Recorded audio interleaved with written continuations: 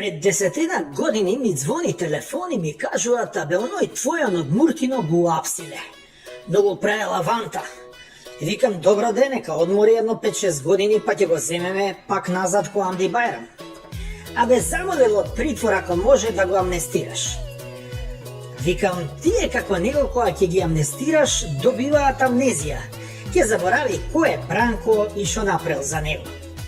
Не, вика, ќе дае од беса, дека никад нема да ти го заборави. Ќе ти ја носи сликата у новчаник и ќе ја цуне секогаш кога ќе треба да носи одлуки, како на добар папа. И го помилував со мојата папска рака, а не ми ја цуна никогаш. И после фати да игра со мобилни телефончиња, да снима, да емитува, да сече, да лепи. И јас си отидов. Он стана тоа што стана, ама ни еднаш не ми ја цуна сликата, а за раката неќу ни да зборам.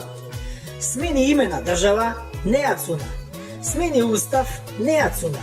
Воведе двојазичност и не продае на бугарине кои ја ич ги неќу, па не ми го цуна сликичето. Е, тогаш ја, као папа, дав беса. Чим неќеш да го цунеш, тогаш ќе го јадеш. Ред мора да има. Да се знае кој е напред, а кој од позади. Јас сум се уште тука. Не си одам. Исто и ако Стефче си ги признав грешките, ама дечково од Муртино ме разочара. Да си папа и да даеш беса, мора некој многу да те изнервира. Путуј, Селма, мислам амнестиран. Папата е во право и која греши.